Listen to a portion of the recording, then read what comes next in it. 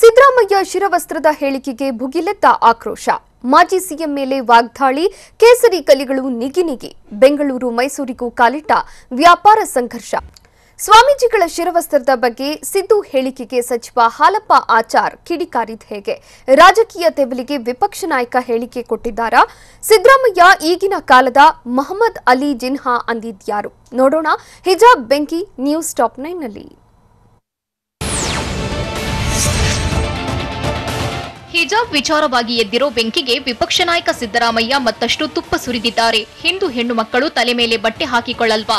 ಸ್ವಾಮೀಜಿಗಳು ಕೂಡ ತಲೆ ಮೇಲೆ ಬಟ್ಟೆ ಹಾಕಿಕೊಳ್ತಾರೆ. ಸ್ವಾಮೀಜಿಗಳನ್ನ ನೀವು ಯಾರಾದ್ರೂ ಪ್ರಶ್ನೆ ಮಾಡ್ತೀರಾ ಅಂತ ಸಿದ್ದರಾಮಯ್ಯ ಹೇಳಿರೋದು ವ್ಯಾಪಕ ವಿರೋಧಕ್ಕೆ ಕಾರಣವಾಗಿದೆ.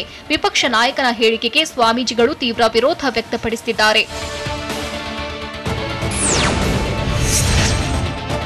ಹಿಜಾಬ್ ವಿವಾದದಲ್ಲಿ ಸ್ವಾಮೀಜಿಗಳ ಬಟ್ಟೆ ಪ್ರಸ್ತಾಪಿಸಿ ಸಿದ್ದರಾಮಯ್ಯ ನೀಡಿರೋ ಹೇಳಿಕೆಗೆ ಧಾರವಾಡ ನಗರದಲ್ಲಿ ಸಚಿವ ಹಾಲಪ್ಪ ಆಚಾರ್ ಕಿಡಿಕಾರಿದ್ದಾರೆ. ಹಿಜಾಬ್ಗೂ ಪೇಟಾಗೂ ಹೋಲಿಕೆ ಮಾಡುವುದು ಸರಿಯಲ್ಲ, ಅರ್ಥ ಗೊತ್ತಿಲ್ಲದೆ ಸುಮ್ಮನೆ ಮಾತನಾಡಬಾರದು ಅಂದ್ರು. ಅಲ್ಲದೆ ಸಿದ್ದರಾಮಯ್ಯ ಸಂವಿಧಾನದ ಬಗ್ಗೆ ಬಹಳಷ್ಟು ಮಾತನಾಡ್ತಾರೆ. ಹೀಗಿರುವಾಗ ಅವರೇ ಕೋರ್ಟ್ ತೀರ್ಪು ಬಗ್ಗೆ ಮಾತನಾಡಿದ್ದು ಎಷ್ಟು ಸರಿ ಅಂತ ಪ್ರಶ್ನಿಸಿದ್ರು. ರಾಜಕೀಯ ತೆವಲಿಗೆ ಸಿದ್ದರಾಮಯ್ಯ ಹೀಗೆ ಹೇಳಿಕೆ ನೀಡುತ್ತಿದ್ದಾರೆ. ಅವರು ಕೂಡಲೇ ರಾಜಕೀಯ ನಿವೃತ್ತಿ ತೆಗೆದುಕೊಳ್ಳಬೇಕು ಅಂತ ಸಚಿವ ಈಶ್ವರಪ್ಪ ಆಗ್ರಹಿಸಿದ್ದಾರೆ. ಸ್ವಾಮೀಜಿಗಳ ಶಿರವಸ್ತ್ರದ ಬಗ್ಗೆ ಮಾತನಾಡಿರುವ ಸಿದ್ದರಾಮಯ್ಯ ವಿರುದ್ಧ ಈಶ್ವರಪ್ಪ ಕೆಂಡಾಮಂಡಲವಾಗಿದ್ದು, ಸಿದ್ದರಾಮಯ್ಯ ಹೇಳಿಕೆ ಅಕ್ಷಮ್ಯ ಅಪರಾಧವಾಗಿದ್ದು ಕಾಂಗ್ರೆಸ್ನಿಂದ ಅವರನ್ನ ವಜಾ ಮಾಡಿ ಅಂತ ಆಗ್ರಹಿಸಿದ್ರು. ಹಿಜಾಬ್ ವಿಚಾರವಾಗಿ ಬಿಜೆಪಿ ವಿರುದ್ಧ ಕಾಂಗ್ರೆಸ್ ಹುಚ್ಚು ನಾಯಿಯಂತೆ ಕೂಗ್ತಿದೆ ಅಂತ ಶಿವಮೊಗ್ಗದಲ್ಲಿ ಗ್ರಾಮೀಣಾಭಿವೃದ್ಧಿ ಸಚಿವ ಈಶ್ವರಪ್ಪ ಕಿಡಿಕಾರಿದ್ರು. ದೇಶದ ಜನರನ್ನ ಕಾಂಗ್ರೆಸ್ ಮೋಸ ಮಾಡುತ್ತಾ ಬಂದಿದ್ದು, ಮುಂದಿನ ಚುನಾವಣೆಯಲ್ಲಿ ಕಾಂಗ್ರೆಸ್ ಅಡ್ರೆಸ್ಗೆ ಇರಲ್ಲ. ಸಿದ್ದರಾಮಯ್ಯ ಹೇಳಿಕೆ ಬಗ್ಗೆ ಕಾಂಗ್ರೆಸ್ನವರು ಮಾತನಾಡ್ತಿಲ್ಲ. ಧೈರ್ಯ ಇದ್ರೆ ಕಾಂಗ್ರೆಸ್ ನಾಯಕರು ಇದನ್ನ ಖಂಡಿಸ್ಲಿ ಅಂತ ಸವಾಲು ಹಾಕಿದ್ರು.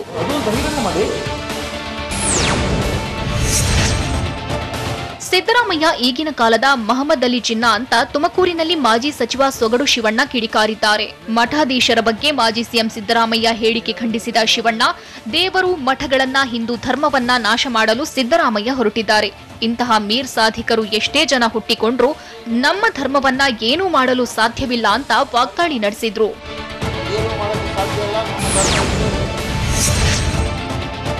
ಪಂಚರಾಜ್ಯ ಚುನಾವಣೆಯ ಫಲಿತಾಂಶ, ಹಿಜಾಬ್ ವಿವಾದ, ಕಾಶ್ಮೀರ ವಿಷಯದ ಬಳಿಕ ಸಿದ್ದರಾಮಯ್ಯ ತಮ್ಮ ಮಾನಸಿಕ ಸ್ಥಿಮಿತ ಕಳೆದುಕೊಂಡಿದ್ದಾರೆ ಅಂತ ಬಿಜೆಪಿ ರಾಜ್ಯಾಧ್ಯಕ್ಷ ನಳಿನ್ ಕುಮಾರ್ ಆರೋಪಿಸಿದ್ರು.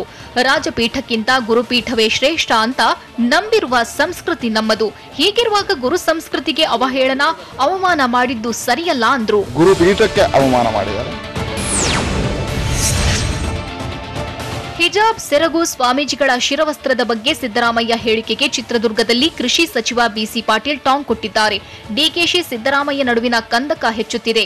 ಸಿದ್ದರಾಮಯ್ಯ ಮತ್ತೆ ಸಿಎಂ ಆಗುವ ಕನಸು ಕಾಣ್ತಿದ್ರೆ ಅತ್ತ ಡಿಕೆಶಿ ಕೂಡ ತಾನೇ ಸಿಎಂ ಆಗಬೇಕೆಂಬ ಆಸೆಯಲ್ಲಿದ್ದಾರೆ. ಹೀಗಾಗಿ ಹತಾಶೆಯಿಂದ ಮಾಜಿ ಸಿಎಂ ಸಿದ್ದರಾಮಯ್ಯ ಮನಸೋ ಇಚ್ಛೆ ಹೇಳಿಕೆ ನೀಡುತ್ತಿದ್ದಾರೆ ಅಂತ ಆರೋಪಿಸಿದ್ರು. ಹಿಜಾಬ್ ವಿಚಾರವಾಗಿ ಸಿದ್ದರಾಮಯ್ಯ ಮಾತನಾಡುವಾಗ ಸ್ವಾಮೀಜಿ ಅಂತ ಐಡಿಯಾ ಕೊಟ್ಟಿದ್ದು ಮಾಜಿ ಸಿಎಂ ಶಿಷ್ಯ ವರಕೂಡು ಉಮೇಶ್. ಸಿದ್ದರಾಮಯ್ಯ ಮಾತನಾಡುವಾಗ ನಮ್ಮ ಕಡೆ ಸ್ವಾಮೀಜಿಗಳು ತಲೆ ಮೇಲೆ ಬಟ್ಟೆ ಹಾಕ್ತಾರೆ ಅಂತ ಹೇಳಿದ್ದು, ಕಾಶ್ಮೀರ್ ಫೈಲ್ಸ್ ಸಿನಿಮಾ ನೋಡುವಾಗಲೂ ಶಿರವಸ್ತ್ರ ಹಾಕಿಕೊಂಡಿದ್ರು ಅಂತ ಹೇಳಿದ್ದಾರೆ. ಆ ಬಳಿಕ ಸಿದ್ದರಾಮಯ್ಯ ತಾವು ಮಾತನಾಡುವಾಗ ಸ್ವಾಮೀಜಿಗಳ ಶಿರವಸ್ತ್ರದ ಬಗ್ಗೆ ಮಾತನಾಡಿದ್ದು ಈಗ ಪೇಚಿಗೆ ಸಿಲುಕಿದ್ದಾರೆ. ಸಿದ್ದರಾಮಯ್ಯ ಹೇಳಿಕೆಯಿಂದ ಕೆಪಿಸಿಸಿ ಅಧ್ಯಕ್ಷ ಡಿಕೆ ಶಿವಕುಮಾರ್ ಸಾಫ್ಟ್ ಹಿಂದುತ್ವಕ್ಕೆ ಕೊಡ್ಲಿ ಏಟು ಬಿದ್ದಂತಾಗಿದೆ. ಡಿಕೆಶಿ ಪ್ರಯತ್ನಕ್ಕೆ ವಿರೋಧವಾಗಿ ವಾತಾವರಣ ಸೃಷ್ಟಿ ಸಾಧ್ಯತೆ ಇದ್ದು, ಸಿದ್ದು ಹೇಳಿಕೆಯೇ ಕಾಂಗ್ರೆಸ್ ನಿಲುವಾಗಿ ಬದಲಾಗೋ ಆತಂಕ ಎದುರಾಗಿದೆ. ಜೊತೆಗೆ ಕೈಪಾಳ್ಯದ ನಡೆನುಡಿಯಲ್ಲೂ ಒಗ್ಗಟ್ಟಿಲ್ಲ ಎಂಬ ಸಂದೇಶವನ್ನ ಚುನಾವಣೆ ಸಂದರ್ಭ ಬಿಜೆಪಿ ರಾಜಕೀಯವಾಗಿ ಬಳಕೆ ಮಾಡೋ ಸಾಧ್ಯತೆ ಇದೆ. ಎಸ್ಎಸ್ಎಲ್ಸಿ ಕುರಿತು ಶಿಕ್ಷಣ ಇಲಾಖೆ ಸುತ್ತೋಲೆಯಲ್ಲಿ ಏನಿದೆ? ಉಭಯ ಸಂಕಟದಲ್ಲಿ ವಿದ್ಯಾರ್ಥಿನಿಯರು ಸಿಲುಕಿದ ಹೇಗೆ? ಹಿಜಾಬ್ ವ್ಯಾಪಾರ ನಿಷೇಧ ಬಳಿಕ ಮತ್ತೊಂದು ಸಂಘರ್ಷ. ನೋಡೋಣ ಹೊಸ ವಿವಾದ ನ್ಯೂಸ್ ಟಾಪ್ 9 ನಲ್ಲಿ. ಹಿಜಾಬ್ ಧರಿಸಿ ಬಂದ್ರೆ ಎಸ್ಎಸ್ಎಲ್ಸಿ ಪರೀಕ್ಷೆಗೆ ಪ್ರವೇಶವಿಲ್ಲ ಅಂತ ಸಾರ್ವಜನಿಕ ಶಿಕ್ಷಣ ಇಲಾಖೆಯಿಂದ ಸುತ್ತೋಲೆ ಪ್ರಕಟವಾಗಿದೆ. ಶಾಲೆಗಳಲ್ಲಿ ಸರ್ಕಾರ ನಿಗದಿಪಡಿಸಿದ ಸಮವಸ್ತ್ರ ಧರಿಸಬೇಕು. ಖಾಸಗಿ ಶಾಲೆಗಳಲ್ಲಿ ಆಡಳಿತ ಮಂಡಳಿ ಸೂಚಿಸಿರುವ ಸಮವಸ್ತ್ರ ಧರಿಸಿ ಬಂದ್ರೆ ಮಾತ್ರ ಎಸ್ಎಸ್ಎಲ್ಸಿ ಪರೀಕ್ಷೆಗೆ ಪ್ರವೇಶ ಇರಲಿದೆ ಅಂತ ಸುತ್ತೋಲೆಯಲ್ಲಿ ತಿಳಿಸಲಾಗಿದೆ.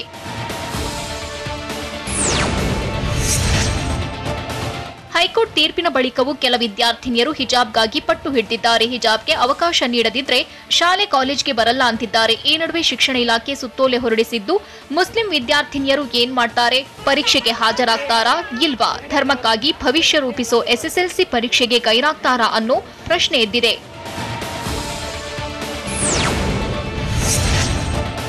ಈ ಪರೀಕ್ಷೆಗೆ ಮಿಸ್ ಆದ್ರೆ ಮರು ಪರೀಕ್ಷೆಗೆ ಅವಕಾಶ ಇಲ್ಲ ಅಂತ ಶಿಕ್ಷಣ ಇಲಾಖೆ ಈಗಾಗಲೇ ತಿಳಿಸಿದೆ. ಹೀಗಾಗಿ ಹಿಜಾಬ್ ವಿಚಾರವನ್ನ ಮುಂದಿಟ್ಕೊಂಡು ಪರೀಕ್ಷೆಗೆ ಗೈರಾದ್ರೆ ಮರು ಪರೀಕ್ಷೆಯ ಯಾವುದೇ ಅವಕಾಶ ಇರಲ್ಲ. ಈ ಬಗ್ಗೆ ಸಚಿವ ಮಾಧುಸ್ವಾಮಿ ಕೂಡ ಈಗಾಗಲೇ ಎಚ್ಚರಿಕೆ ಕೊಟ್ಟಿದ್ದಾರೆ. ಹೀಗಾಗಿ ಪರೀಕ್ಷೆಗೆ ಹಾಜರಾಗಬೇಕಾ ಬೇಡವಾ ಅನ್ನೋ ಉಭಯ ಸಂಕಟದಲ್ಲಿ ಮುಸ್ಲಿಂ ವಿದ್ಯಾರ್ಥಿನಿಯರಿದ್ದಾರೆ.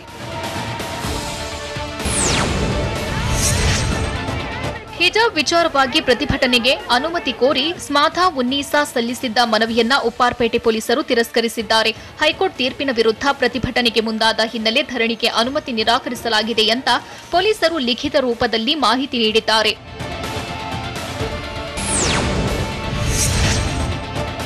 ಕರಾವಳಿ ಮಲೆನಾಡಿನ ಬಳಿಕ ಬೆಂಗಳೂರಿಗೂ ವ್ಯಾಪಾರ ನಿರ್ಬಂಧ ವಾರ್ ಕಾಲಿಟ್ಟಿದೆ. ಸಿಲಿಕಾನ್ ಸಿಟಿಯಲ್ಲೂ ವ್ಯಾಪಾರ ಸಂಘರ್ಷ ಸ್ಫೋಟಗೊಂಡಿದ್ದು, ಐತಿಹಾಸಿಕ ಬೆಂಗಳೂರು ಕರಗದಲ್ಲಿ ಮುಸ್ಲಿಂ ವರ್ತಕರ ವ್ಯಾಪಾರಕ್ಕೆ ನಿರ್ಬಂಧದ ಸುಳಿವು ಸಿಕ್ಕಿದೆ. ಮುಸ್ಲಿಮರ ವ್ಯಾಪಾರಕ್ಕೆ ನಾವು ಅವಕಾಶ ಕೊಡಲ್ಲ ಅಂತ ಕರಗ ಉತ್ಸವದ ಮಾಜಿ ಅಧ್ಯಕ್ಷ ಗೋಪಿ ಹೇಳಿರೋದು ಸಾಕಷ್ಟು ಚರ್ಚೆಗೆ ಕಾರಣವಾಗಿದೆ.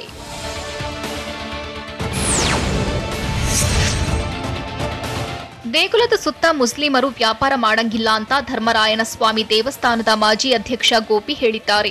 ಮೈಸೂರು ಮಹಾರಾಜರ ಕಾಲದಿಂದ ನಿಯಮವಿದೆ, ಅಂದಿನಿಂದ ಹೀಗೆಯೇ ನಡೆದುಕೊಂಡು ಬರಲಾಗ್ತಿದೆ. ಹೀಗಾಗಿ ಮುಸ್ಲಿಮರಿಗೆ ಅಂಗಡಿ ಹಾಕೋಕೆ ಬಿಡಲ್ಲ ಅಂತ ಟಿವಿ9ಗೆ ಕರಗ ಉತ್ಸವದ ಮಾಜಿ ಅಧ್ಯಕ್ಷರು ಆಗಿರುವ ಗೋಪಿ ತಿಳಿಸಿದ್ದಾರೆ.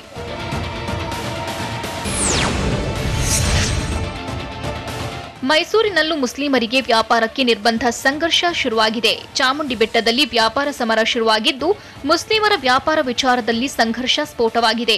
ಮುಸ್ಲಿಮರ ವ್ಯಾಪಾರಕ್ಕೆ ಅವಕಾಶ ನೀಡದಂತೆ ವಿಶ್ವ ಹಿಂದೂ ಪರಿಷತ್ ಮೈಸೂರು ಘಟಕ ಮನವಿ ಮಾಡಿದೆ. ಚಾಮುಂಡಿ ಬೆಟ್ಟದಲ್ಲಿ 5 ಮುಸ್ಲಿಂ ಅಂಗಡಿಗಳಿರೋ ಮಾಹಿತಿ ಇದ್ದು, ಈ ಬಗ್ಗೆ ಕ್ರಮ ಕೈಗೊಳ್ಳುವಂತೆ ಧಾರ್ಮಿಕ ದತ್ತಿ ಇಲಾಖೆಗೆ ಪತ್ರ ಬರೆಯಲಾಗಿದೆ. ಹಿಜಾಬ್ ವ್ಯಾಪಾರ ನಿಷೇಧ ಬೆನ್ನಲ್ಲೇ ಈಗ ಟಿಪ್ಪು ಪಠ್ಯದ ಬಗ್ಗೆ ಹೊಸ ವಿವಾದ ಶುರುವಾಗೋ ಎಲ್ಲ ಲಕ್ಷಣ ಗೋಚರಿಸಿದೆ. ಹೀಗಾಗಿ ಶಿಕ್ಷಣ ಇಲಾಖೆಗೆ ಮತ್ತೊಂದು ಹೊಸ ಟೆನ್ಷನ್ ಶುರುವಾಗಿದೆ. ಹಿಜಾಬ್ ಗಲಾಟೆ ಬಳಿಕ ಶುರುವಾಗಿರೋ ಟಿಪ್ಪು ಪಠ್ಯ ಪರಿಷ್ಕರಣೆ ಫೈಟ್ ತಾರಕಕ್ಕೇರ್ತಿದ್ದು, ಈ ನಡುವೆಯೂ ಮುಂದಿನ ಶೈಕ್ಷಣಿಕ ವರ್ಷದಿಂದ ಪಠ್ಯದಲ್ಲಿ ಟಿಪ್ಪುವಿನ ವಿಚಾರ ಕಡಿತ ಫಿಕ್ಸ್ ಎನ್ನಲಾಗ್ತಿದೆ. ಪ್ರಸ್ತುತ ವರ್ಷ ಪರೀಕ್ಷೆಗಳು ನಡೆಯುತ್ತಿರುವ ಹಿನ್ನೆಲೆ ಪಠ್ಯ ಕಡಿತ ಸಾಧ್ಯವಿಲ್ಲ. ಆದರೆ 2022-23ನೇ ಸಾಲಿನಿಂದ ಪರಿಷ್ಕರಣೆಗೊಂಡ ಪಠ್ಯ ಅಳವಡಿಸಲು ರಾಜ್ಯ ಸರ್ಕಾರ ನಿರ್ಧಾರ ಮಾಡಿದೆ. ಪಠ್ಯದಲ್ಲಿ ಟಿಪ್ಪು ಸುಲ್ತಾನ್ ವೈಭವೀಕರಣಕ್ಕೆ ಬ್ರೇಕ್ ಬೀಳಲಿದ್ದು, ಪಠ್ಯಪುಸ್ತಕ ಪರಿಷ್ಕರಣೆ ಸಮಿತಿ ಕೂಡ ಈ ಬಗ್ಗೆ ಸರ್ಕಾರಕ್ಕೆ ಶಿಫಾರಸು ಮಾಡಿದೆ. ಶಿಕ್ಷಣ ಇಲಾಖೆ ನಡೆಗೆ ಮುಸ್ಲಿಂ ಸಂಘಟನೆಗಳು ಗರಂ ಆಗಿದ್ದೇಕೆ? ಟಿಪ್ಪು ಪಠ್ಯ ಕಡಿತದ ಬಗ್ಗೆ ಶಿಕ್ಷಣ ಸಚಿವರು ಹೇಳಿದ್ದೇನು? ಕಾಡಾನೆ ದಾಳಿಗೆ ಕೆಲಸ ಮಾಡುತ್ತಿದ್ದ ಮಹಿಳೆ ಸಾವನ್ನಪ್ಪಿದ್ದೆಲ್ಲಿ? ನೋಡೋಣ ಕರ್ನಾಟಕ ನ್ಯೂಸ್ ಟಾಪ್ 9ನಲ್ಲಿ. ಪಠ್ಯದಲ್ಲಿ ಟಿಪ್ಪು ಕುರಿತಾದ ವಿಷಯಗಳ ಕಡಿತ ಮಾಡೋ ಸರ್ಕಾರದ ನಿರ್ಧಾರಕ್ಕೆ ತೀವ್ರ ಆಕ್ಷೇಪ ಕೇಳಿ ಬರ್ತಿದೆ. ಶಿಕ್ಷಣ ಇಲಾಖೆ ನಡೆಗೆ ಮುಸ್ಲಿಂ ವಿದ್ಯಾರ್ಥಿ ಸಂಘಟನೆಗಳು ಗರಂ ಆಗಿದ್ದು, ಹಿಂದಿನಿಂದಲೂ ಇತಿಹಾಸ ಹೇಗಿದ್ಯೋ ಹಾಗೆ ಇರಲಿ, ಇತಿಹಾಸ ಬದಲಿಸುವ ಕೆಲಸ ಮಾಡಬೇಡಿ ಅಂತ ಪಟ್ಟು ಹಿಡಿದಿವೆ. ಕಾಂಗ್ರೆಸ್ ನಾಯಕರಿಂದಲೂ ಪಠ್ಯ ಕಡಿತಕ್ಕೆ ತಗಾದೆ ಶುರುವಾಗಿದೆ. ಟಿಪ್ಪು ಪಠ್ಯ ಸಾರ್ವಜನಿಕವಾಗಿ ಮಹತ್ವದ್ದು. ಸ್ವಾತಂತ್ರ್ಯಕ್ಕಾಗಿ ರಣಾಂಗಣದಲ್ಲಿ ಹೋರಾಡ್ತಲೇ ಮಡಿದ ಭಾರತದ ಮೊದಲ ರಾಜ ವೀರ ಸೇನಾನಿ ಟಿಪ್ಪುವಿನ ಇತಿಹಾಸ ಸಂಪೂರ್ಣವಾಗಿ ನಮ್ಮ ನಾಡಿನ ಮಕ್ಕಳಿಗೆ ತಿಳಿಸಬೇಕು. ಆ ಬಗ್ಗೆ ಅರಿವು ಮೂಡಿಸುವುದು ಸರ್ಕಾರದ ಕರ್ತವ್ಯ. ಹೀಗಾಗಿ ನಿರ್ದಿಷ್ಟ ಸಮಾಜವನ್ನ ಗುರಿಯಾಗಿಸಿ ತಯಾರು ಮಾಡಿರುವ ಈ ವರದಿಯನ್ನ ಜಾರಿಗೊಳಿಸುವ ನಿರ್ಧಾರವನ್ನ ಸರ್ಕಾರ ಬದಲಿಸಬೇಕು ಅಂತ ಆಗ್ರಹ ಕೇಳಿಬರ್ತಿದೆ.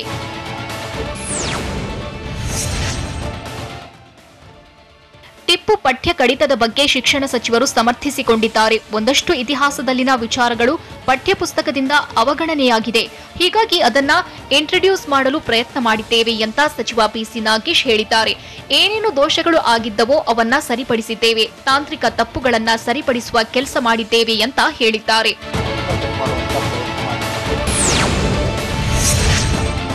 ಏಪ್ರಿಲ್ 5ರಂದು ರಾಜ್ಯಕ್ಕೆ ಪ್ರಧಾನಿ ಮೋದಿ ಬರುವ ನಿರೀಕ್ಷೆ ಇದೆ. ಆದರೆ ಈ ಬಗ್ಗೆ ಇನ್ನೂ ಅಂತಿಮ ತೀರ್ಮಾನವಾಗಿಲ್ಲವೆಂದು ಸಿಎಂ ಬೊಮ್ಮಾಯಿ ಹೇಳಿದ್ದಾರೆ. ಹುಬ್ಬಳ್ಳಿಯಲ್ಲಿ ಮಾತನಾಡಿದ ಸಿಎಂ, ಏಪ್ರಿಲ್ 1ರಂದು ಅಮಿತ್ ಶಾ ರಾಜ್ಯಕ್ಕೆ ಆಗಮಿಸಲಿದ್ದಾರೆ, ಸಹಕಾರಿ ಇಲಾಖೆಯ ಕಾರ್ಯಕ್ರಮದಲ್ಲಿ ಭಾಗಿಯಾಗಲಿದ್ದಾರೆ ಅಂತ ತಿಳಿಸಿದ್ರು.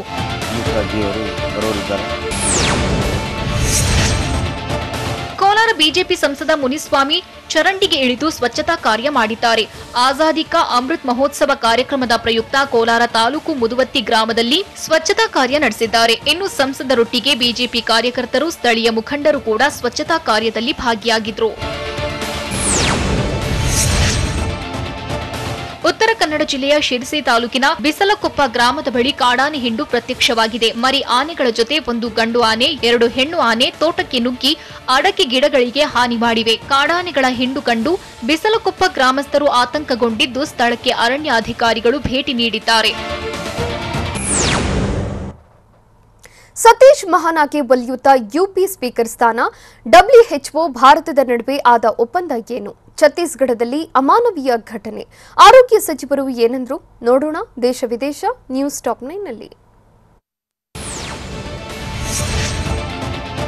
ಉತ್ತರ ಪ್ರದೇಶದಲ್ಲಿ ಸತತ 8 ಬಾರಿ ಗೆದ್ದು ಬಿಜೆಪಿ ಶಾಸಕರಾಗಿರುವ ಸತೀಶ್ ಮಹಾನಾ ಅವರಿಗೆ ಈ ಬಾರಿಯೂ ಸಚಿವ ಸ್ಥಾನ ಸಿಕ್ಕಿಲ್ಲ. ಆದರೆ ಅವರಿಗೆ ವಿಧಾನಸಭೆಯ ಸ್ಪೀಕರ್ ಸ್ಥಾನ ನೀಡುವ ಸಾಧ್ಯತೆ ಇದೆ. ನಿನ್ನೆ ಯೋಗಿ ಆದಿತ್ಯನಾಥ್ ಸಚಿವ ಸಂಪುಟಕ್ಕೆ 52 ಮಂದಿ ಶಾಸಕರು ಸಚಿವರಾಗಿ ಸೇರ್ಪಡೆಯಾಗಿದ್ದಾರೆ.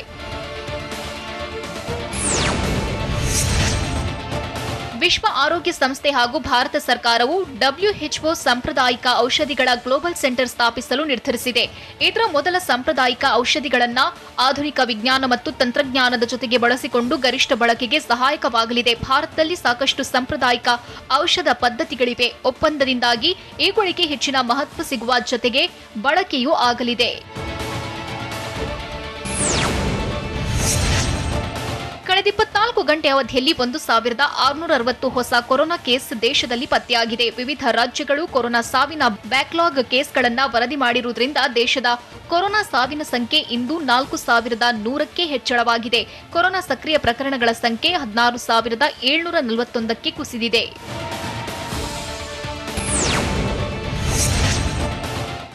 ಭಾರತ ಹಾಗೂ ಚೀನಾದ ಸಂಬಂಧ ಸಹಜ ಹಾಗೂ ಸಾಮಾನ್ಯ ಸ್ಥಿತಿಯಲ್ಲಿ ಇಲ್ಲ ಎಂದು ಕೇಂದ್ರದ ವಿದೇಶಾಂಗ ಸಚಿವ ಜೈಶಂಕರ್ ಹೇಳಿದ್ದಾರೆ. 2020ರ ಗಾಲ್ವಾನ್ ಕಣಿವೆಯ ಘರ್ಷಣೆಯ ಬಳಿಕ 2 ದೇಶಗಳ ನಡುವಿನ ದ್ವಿಪಕ್ಷೀಯ ಸಂಬಂಧ ಹಾಳಾಗಿದೆ. ಬೆದರಿಕೆಯೊಡ್ಡದೆ ವಿವಾದಗಳನ್ನು ಬಗೆಹರಿಸಿಕೊಳ್ಳಬೇಕು. ಗಡಿಯಲ್ಲಿ ಚೀನಾದ ಸೇನೆ ಹಿಂತೆಗೆತ ವೇಗವಾಗಿ ಆಗಬೇಕೆಂದು ಭಾರತದ ನಿಲುವನ್ನ ಚೀನಾ ವಿದೇಶಾಂಗ ಸಚಿವರಿಗೆ ತಿಳಿಸಲಾಗಿದೆ ಎಂದು ಸಚಿವ ಜೈಶಂಕರ್ ಹೇಳಿದ್ದಾರೆ. ನ್ಯೂಜಿಲೆಂಡ್ನ ನೇಪಿಯರ್ ಸ್ಟೇಡಿಯಂನಲ್ಲಿ ನಡೆಯಬೇಕಿದ್ದ ಟಿ20 ಪಂದ್ಯ ರದ್ದಾಗಿದ್ದೇಕೆ? ಪಾಕಿಸ್ತಾನದ ವಿರುದ್ಧ ಆಸ್ಟ್ರೇಲಿಯಾ ಕ್ರಿಕೆಟ್ ತಂಡ ಜಯಗಳಿಸಿದ ಹೇಗೆ? ಪಂಚ ಭಾಷೆಗಳಲ್ಲೂ RRR ಕಮಾಲ್ ಮೊದಲ ದಿನದ ಗಳಿಕೆ ಎಷ್ಟು? ನೋಡೋಣ ಎಂಟರ್ಟೈನ್ಮೆಂಟ್ ನ್ಯೂಸ್ ಟಾಪ್ 9ನಲ್ಲಿ. ಮಹಿಳಾ ಏಕದಿನ ವಿಶ್ವಕಪ್ 25ನೇ ಪಂದ್ಯದಲ್ಲಿ ಬಾಂಗ್ಲಾದೇಶದ ವಿರುದ್ಧ ಆಸ್ಟ್ರೇಲಿಯಾ ವನಿತಾ ತಂಡ ಜಯಗಳಿಸಿದೆ. ವೆಲ್ಲಿಂಗ್ಟನ್ನ ಬೇಸಿನ್ ರಿಸರ್ವ್ ಸ್ಟೇಡಿಯಂನಲ್ಲಿ ನಡೆದ ಪಂದ್ಯದಲ್ಲಿ ಆಸ್ಟ್ರೇಲಿಯಾ 5 ವಿಕೆಟ್ಗಳ ಗೆಲುವನ್ನ ಆಚರಿಸಿದೆ. ಮಳೆಯ ಕಾರಣ ಪಂದ್ಯವನ್ನ 43 ಓವರ್ಗಳಿಗೆ ಕಡಿತಗೊಳಿಸಲಾಯಿತು. ಆಸ್ಟ್ರೇಲಿಯಾ ಪುರುಷರ ಕ್ರಿಕೆಟ್ ತಂಡ ಶ್ರೀಲಂಕಾಕ್ಕೆ ಪ್ರವಾಸ ಕೈಗೊಳ್ಳಲಿದೆ. ಮುಂದಿನ ಜೂನ್ 7ರಿಂದ ಶ್ರೀಲಂಕಾ ಮತ್ತು ಆಸ್ಟ್ರೇಲಿಯಾ ಮಧ್ಯೆ ಸರಣಿ ಶುರುವಾಗಲಿದೆ. ಲಂಕಾ ಪ್ರವಾಸದಲ್ಲಿ ಆಸ್ಟ್ರೇಲಿಯಾ ತಂಡ 5 ಏಕದಿನ ಪಂದ್ಯಗಳು, 3 ಟಿ20 ಮತ್ತು 2 ಟೆಸ್ಟ್ ಪಂದ್ಯಗಳನ್ನು ಆಡಲಿದೆ. ನ್ಯೂಜಿಲೆಂಡ್ನ ನೇಪಿಯರ್ ಸ್ಟೇಡಿಯಂನಲ್ಲಿ ನಡೆಯಬೇಕಿದ್ದ ನ್ಯೂಜಿಲೆಂಡ್ ಮತ್ತು ನೆದರ್ಲ್ಯಾಂಡ್ಸ್ ನಡುವಿನ ಏಕಮಾತ್ರ ಟಿ20 ಪಂದ್ಯ ಮಳೆಯ ಕಾರಣ ರದ್ದಾಗಿದೆ. ತೀವ್ರ ಮಳೆಯ ಕಾರಣ ಪಂದ್ಯದ ಟಾಸ್ ಕೂಡ ನಡೆಯಲಿಲ್ಲ. ಮಹಿಳಾ ಏಕದಿನ ವಿಶ್ವಕಪ್ನಲ್ಲಿ ಆಸ್ಟ್ರೇಲಿಯಾ ವನಿತಾ ತಂಡ ಗೆಲುವಿನ ದಾಖಲೆ ನಿರ್ಮಿಸಿದೆ. ಈವರೆಗೆ ಆಡಿರುವ 7 ಪಂದ್ಯಗಳಲ್ಲಿ 7ರಲ್ಲೂ ಜಯ ಸಾಧಿಸಿರುವ ಆಸ್ಟ್ರೇಲಿಯಾ ಅಜೇಯ ತಂಡವಾಗಿ ಮಿಂಚಿದೆ. ಈ ಸರಣಿ ಜಯದೊಂದಿಗೆ ತಂಡ ಸೆಮಿಫೈನಲ್ಗೆ ಪ್ರವೇಶಿಸಿದೆ.